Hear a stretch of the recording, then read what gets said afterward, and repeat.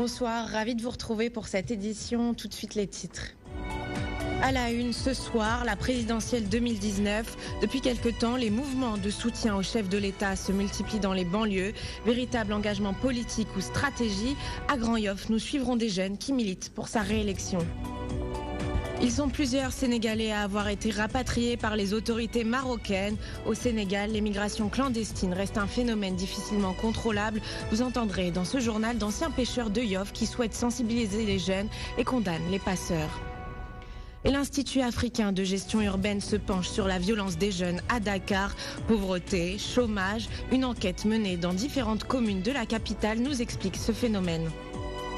Et enfin, la fête de la Tabaski arrive à grands pas. Nous nous sommes rendus à l'allée du Centenaire qui s'est transformé en véritable marché. L'occasion de s'intéresser également aux laveurs de moutons et aux détaillants de cordes qui sont des acteurs clés de cette fête.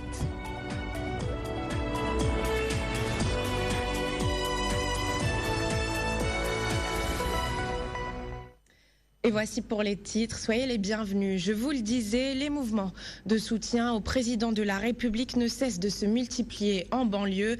Parcelles Assainies, Thiaroye-sur-Mer, les initiateurs de ces mouvements ne veulent donner aucune chance à l'opposition. Décryptage d'Abdoulaye Wadianga.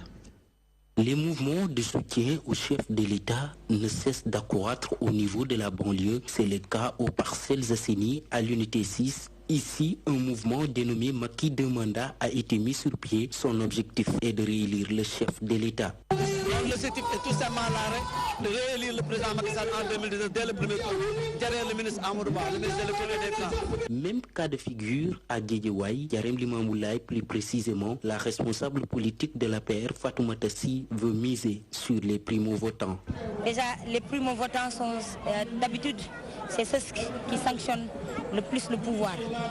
Donc aujourd'hui, si ces primo-votants acceptent à travers des sensibilisations de soutenir le président de la République, en tout cas pour nous, c'est une fierté. À Thiaroye-sur-Mer également, des femmes ont décidé de travailler pour la massification du parti au pouvoir. Elles l'ont fait savoir lors d'un meeting, une rencontre qui a été présidée par Adjimbergan Kanouté. Que les responsables puissent savoir que sa force, c'est sa commune.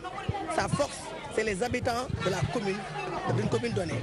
Donc c'est pourquoi nous avons initié cette tournée-là qui permettrait bien évidemment de mieux sensibiliser les responsables sur les acteurs politiques, sur les responsabilités et d'être proches et de cultiver la proximité avec les habitants, les populations. L'opposition et le pouvoir se disputent l'électorat de la banlieue. Chacun veut le maximum de voix pour remporter la prochaine présidentielle.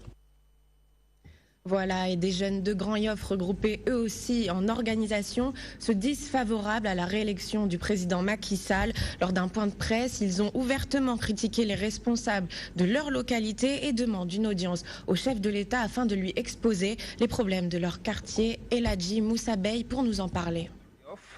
Ces jeunes y ont parlé du dos de la cuillère pour vilipender des responsables de la localité.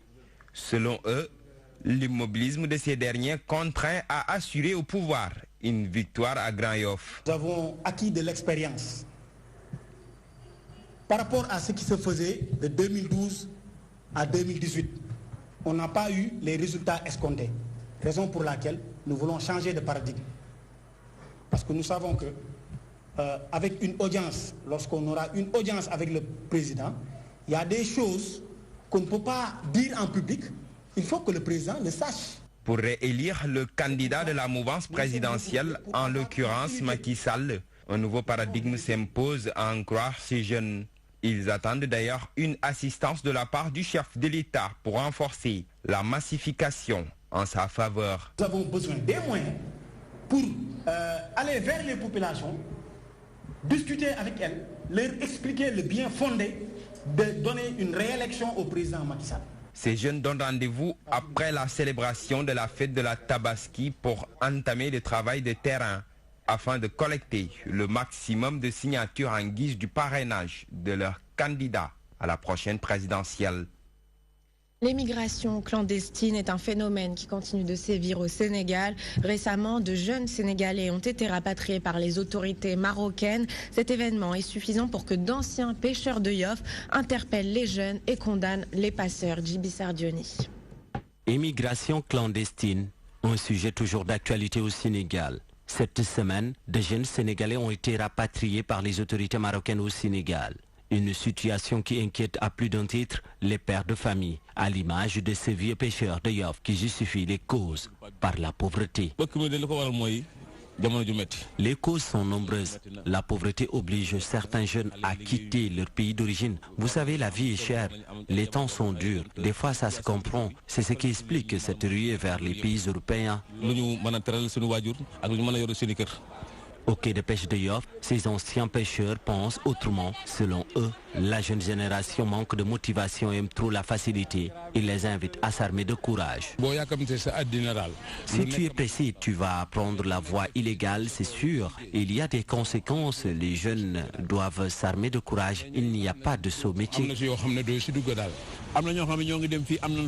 Certains ont fait plus de 17 ans en Europe jusqu'à présent. Ils ne parviennent pas à avoir des papiers légaux. Personnellement, je pense qu'un jeune ne doit pas aimer la facilité. Et rester chez soi et boire du thé ne sert à rien. Plus loin, ils tirent sur les passeurs et demandent à l'État de réserver de lourdes sanctions à ces personnes qui, selon eux, exacerbent cette pratique illégale. Le gouvernement doit sanctionner ces passeurs. Ils sont à l'origine de tout cela. Imaginez-vous, ils demandent aux gens de verser 600 000 francs, 700 000 francs, des fois 800 000, pour rien. C'est désolant. Le gouvernement doit prendre à bras le corps ce phénomène.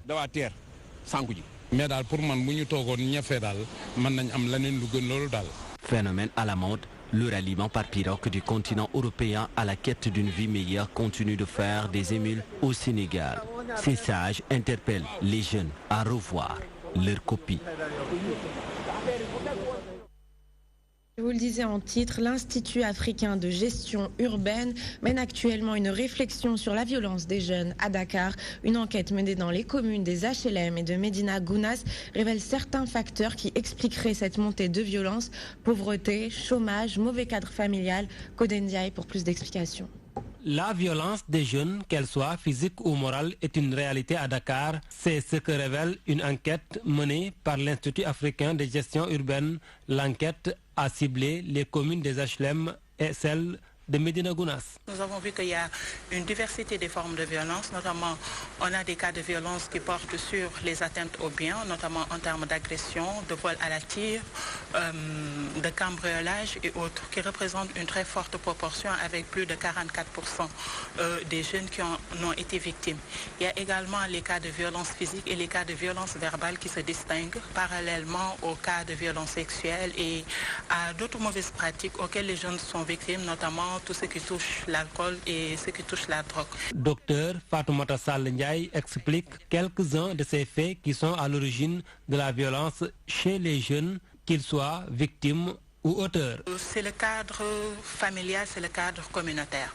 Ce qu'on a remarqué d'après les premières analyses que nous avons effectuées, c'est que le cadre familial, le cadre communautaire peut être déterminant du fait que le jeune soit acteur ou victime de violence. Nous avons vu que l'effet de marginalisation, les rejets, l'effet que les enfants soient battus peuvent être déterminants dans leur avenir en tant qu'auteurs de violence. L'étude a aussi montré que certains relais jouent les médiations pour réduire ces.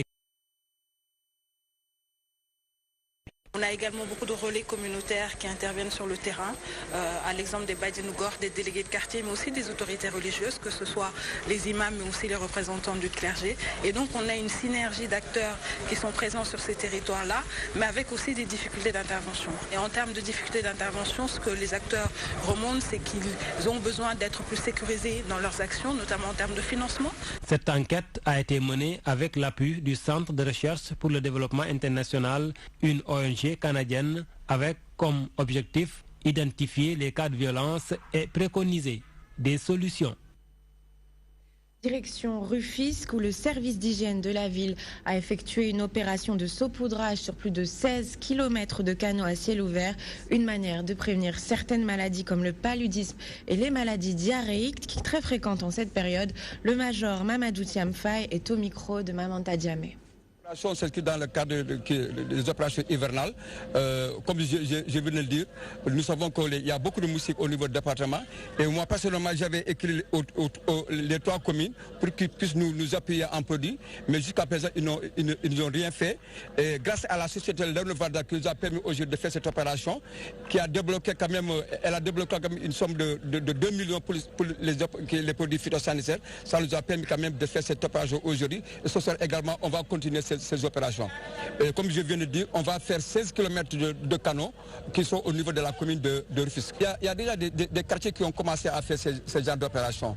Parce que si je cite le quartier Léonovalda, le quartier Nguessou, le quartier Djokolkao, Gouy Mourit et Djorgue Chérif, eux, ils ont commencé déjà ces opérations. Et c'est un appel que je lance à la population de faire de la même sorte que ces quartiers-là.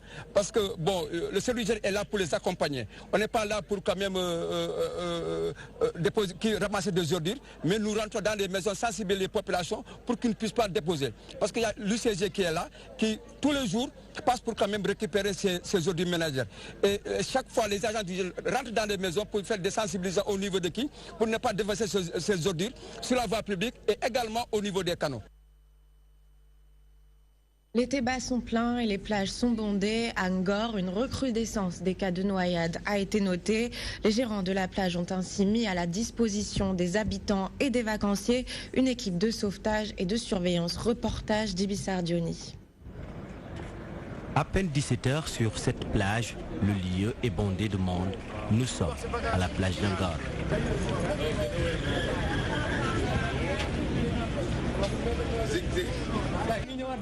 L'entrée est payante. Seules les forces de l'ordre et les journalistes ont l'accès gratuit. Selon les gérants, les tarifs sont abordables. L'entrée est fixée à 300 francs CFA. L'entrée pour les enfants de moins de 7 ans est gratuite. Là où il y a une forte affluence, il est facile d'y voir des tiraillements. À la plage d'Ngor, des lutteurs sont recrutés pour veiller à la sécurité des personnes. Nous travaillons en parfaite collaboration avec la gendarmerie, les sapeurs-pompiers et les maîtres nageurs. Si une personne veut semer le désordre, nous l'interpellons et l'accompagnons auprès des forces de l'ordre. Il revient aux gendarmes d'assurer le suivi. Pour renforcer la sécurité de la plage, des maîtres nageurs sont associés au dispositif. Ils sont une dizaine disposés dans la zone de baignade. Ils disent respecter les mesures mises en place par le ministère de l'Intérieur. Nous avons des planches que nous mettons... Nous achetons par douzaine ou prix en gros. Les prix varient entre 850 et 900 francs. Nous avons des bénéfices de 200 francs, voire même 300 francs. Ces temps, nous avons du mal à écouler nos marchandises. Là, c'est facile de les gérer. Ngor fait partie des zones de baignade à forte affluence. Des personnes y viennent en quête d'air frais. Ici, par rapport aux autres plages, il y a plus de sécurité. Bon, il y a de sécurité quoi. En plus, c'est pas interdit. Ça fait pas partie des plages interdites. Ngor, c'est aussi du business autour de la plage. Certains viennent pour écouler leurs produits. C'est à l'image de ce jeune étudiant de l'Université virtuelle du Sénégal qui se frotte bien les mains. Je suis venu pour exposer des maillots de bain à la disposition des filles qui en ont besoin. Ça marche un peu, mais ça pouvait aller mieux.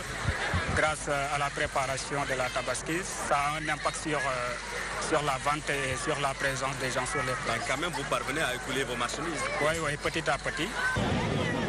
Non loin de lui, un autre jeune vendeur d'habits, contrairement à son camarade, il ne veut pas entendre d'augmentation de chiffre d'affaires.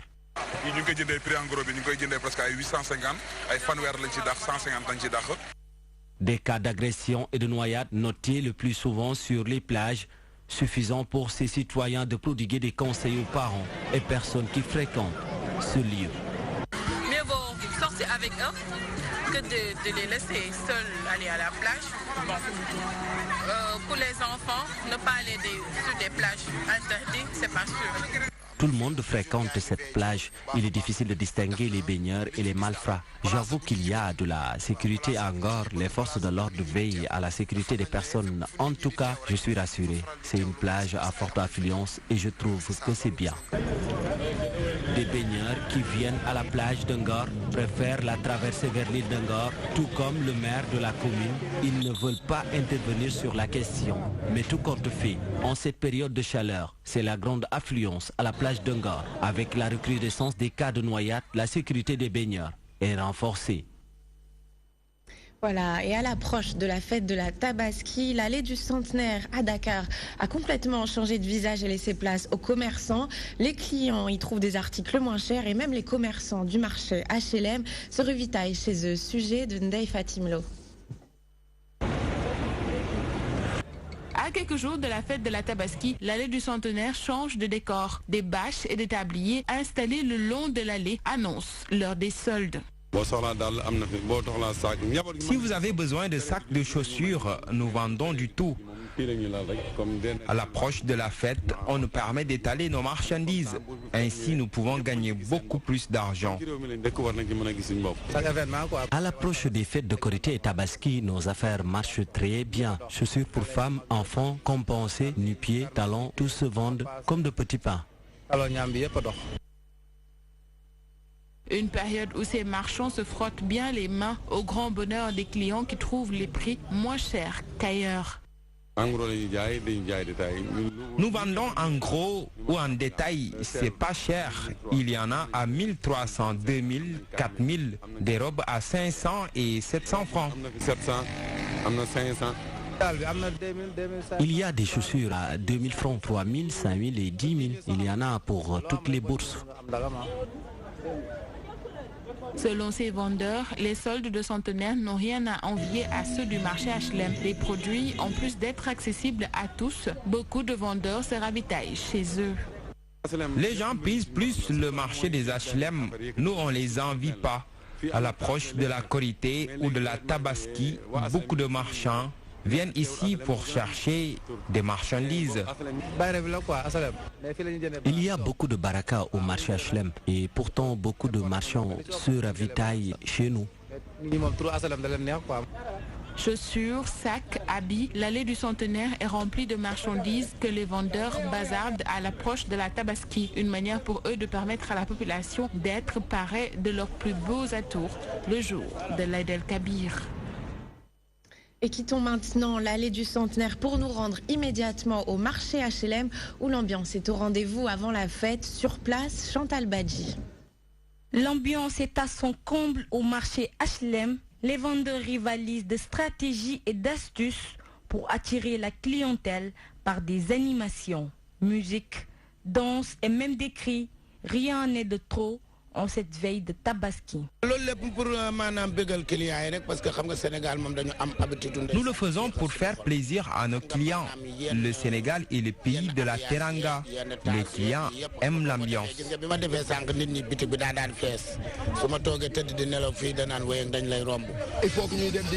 Il faut exposer les marchandises.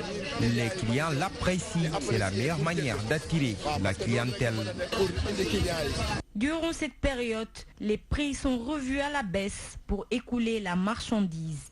Les clients jugent les prix accessibles et les marchands s'en frottent bien déjà les mains. Nous nous frottons bien les mains. Nous vendons des habits de qualité. Nous avons nos propres clients. Ils viennent acheter à chaque veille.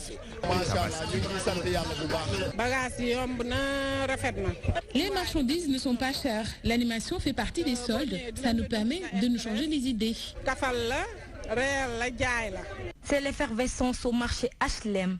L'ambiance mêlée au va-et-vient des clients comble le décor.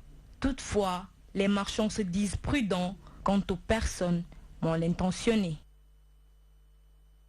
Voilà, et toute cette animation donne bien évidemment envie de faire la fête. Et poursuivons notre série de reportages consacrés à la Tabaski. Après les éleveurs et vendeurs, nous nous intéressons cette fois aux laveurs et aux détaillants de cordes, des professions qui sont le plus souvent exercées, vous allez le voir, par de jeunes garçons qui justifient cette vocation comme un sacrifice pour venir en aide à leurs parents. Le point tout de suite avec Abdoulaye Ndiaye. Laïdel Kébir, Rimbé avec ses petits métiers, nous sommes au marché des HLM. Ici, des jeunes qui cherchent leur gagne-pain s'adonnent à cette activité, laver des moutons. Je suis laveur de moutons et ce sont les vendeurs qui veulent souvent que leurs moutons soient propres avant qu'ils les vendent. Moi aussi, je m'active dans ce petit métier. C'est nous qui cherchons de l'eau et nous attendons qu'on nous fasse signe. Au-delà de ce petit métier, d'autres sont bien en vue. Il s'agit de vendeurs de cordes, mais aussi qui apportent un coup de main aux acheteurs, même si les prix ne sont pas au bon fixe. Nous vendons aussi des cordes. Les prix varient entre 100 francs et 200.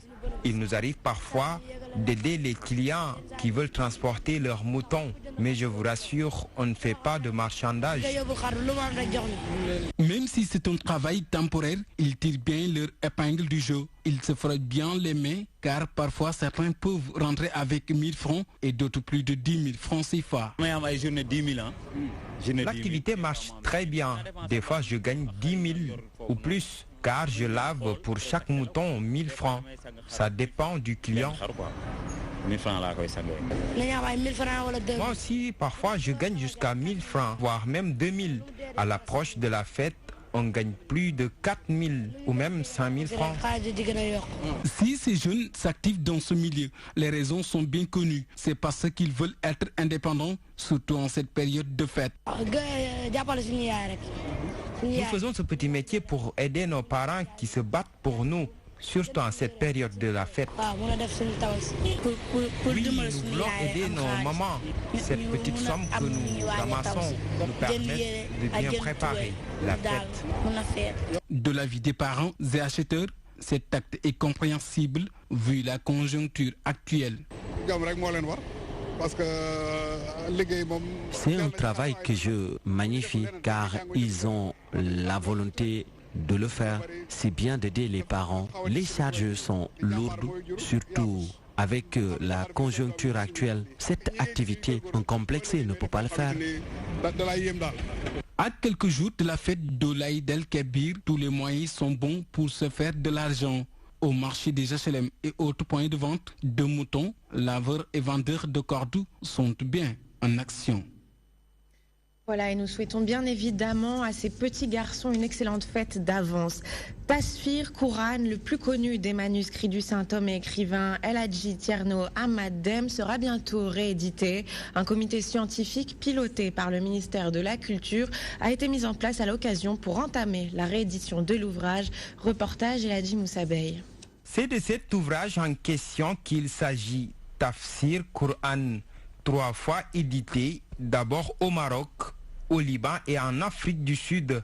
Cette fois-ci, c'est au Sénégal qu'il sera publié, d'où la nécessité de mettre sur pied un comité scientifique chargé de piloter le projet. C'est dans le cadre de l'exécution de cette mission que nous avons aujourd'hui installé le comité scientifique présidé par le professeur Ibadan Thiam, qui en sait beaucoup, qui s'est déjà occupé de l'édition de ce livre hors du pays.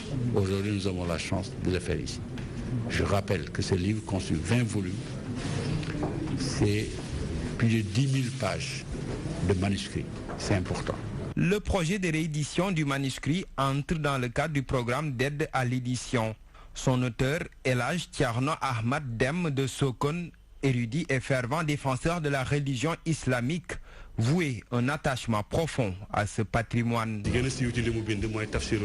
Tafsir Quran est le plus connu de ses ouvrages. Il renferme 20 volumes. Ses motivations à l'écriture de cette œuvre, il les souligne au préambule du manuscrit. Il dit avoir lu tous les tafsirs précédents, mais il décèle des manquements et il a fini par rédiger cet ouvrage qui renferme toutes sortes de connaissances.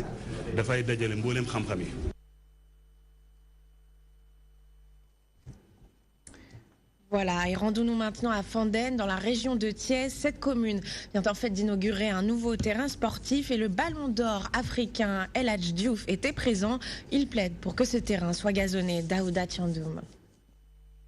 La commune de Fandène est dotée d'un terrain clôturé digne de ce nom, gracieusement offert par le maire pour sa jeunesse. Lors de la cérémonie inaugurale, une crielle de personnalités toute obédience confondue a répondu à l'initiative du maire qui a incité les usagers à en prendre soin et à faire montre de fair play durant les rencontres. C'est tout heureux pour nous de pouvoir aujourd'hui procéder à l'ouverture du terrain de football Futur Stade. Vous avez compris que c'est un moment de dialogue, c'est un moment de partage, c'est un sport, mais je crois comprendre que vous avez lu la banderole tout à l'heure, que le fair play doit être le leitmotiv, doit être l'élément le plus important dans les sports que vous devrez pratiquer. Il a annoncé, entre autres, que les travaux du stade Lat Dior de Thiès vont reprendre et le joyau. Promesse de Monsieur le Président de la République. Je pense que très bientôt, vous verrez les travailleurs à l'œuvre et que le stade sera très bientôt donc mis en état de fonctionner. Très rapidement, ça c'est une promesse de Monsieur le Président de la République. Invité d'honneur de la cérémonie, le double ballon d'or africain, l'international et la Ousseynou Diouf apprécie à sa juste valeur l'initiative et se dit impressionné par la qualité du jeu fourni par les deux équipes en lice qui pourraient faire mieux sur de la pelouse gazonnée. Ce stade n'était pas clôturé avant, il l'a fait et Inch'Allah, j'irai à son bureau, on parlera pourquoi pas mettre un terrain synthétique pour que cette jeunesse que je vois jouer là, qui font des choses exceptionnelles sur un terrain pareil, le jour qu'ils auront des terrains synthétiques ou des meilleurs terrains, ils seront les Fadiga ou les El Hadj de demain. L'histoire retiendra que l'équipe Baobab de Keur 10e soirée et le Voilà, fin de cette édition. Merci de nous avoir suivis. Merci à la régie. L'info, ça continue dans quelques instants avec le journal de la BBC Afrique. Je vous souhaite une très bonne soirée sur la DTV.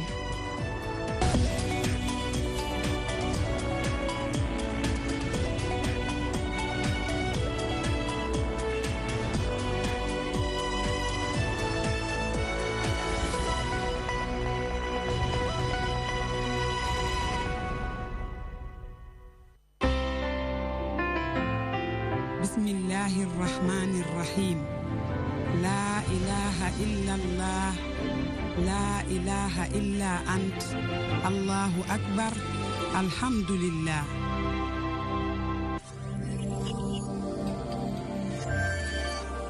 Mbokki téléspectateur Koudia TV ñu ngi leen di nuyu foo leen mën a nekk ci àdduna ci seen émission bi di Majalisul Ulama di jataayu borom xam-xam yi. tey nag ñu seet si woon kenn koo xam ne ci ñoom la di imam tabarakallahu Babacar léegi dama bëgg nga taarifal mu bu mu waxee na baatu Iidul Adha Iidul Adha lan mooy lan mooy Iidul Adha.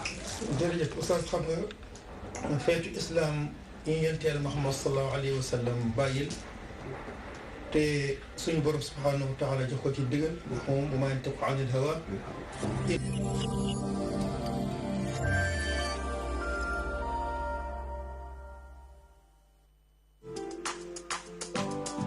Pour l'organisation de vos salons, foires, conférences, Escaf Event met à votre disposition du matériel de dernière génération. Des chapiteaux de plus de 1000 m², des tentes de 9 m², des tables et des chaises standards, des tables et des chaises VIP, des écrans plats de dimensions variables et des panneaux numériques. Escaf Event, c'est aussi vos événements clés en main avec du matériel de sonorisation high-tech et des estrades pour podium. Escaf Event, une expertise avérée pour l'organisation de salons, foires et conférences. Escaf Events, l'assurance d'un événement réussi.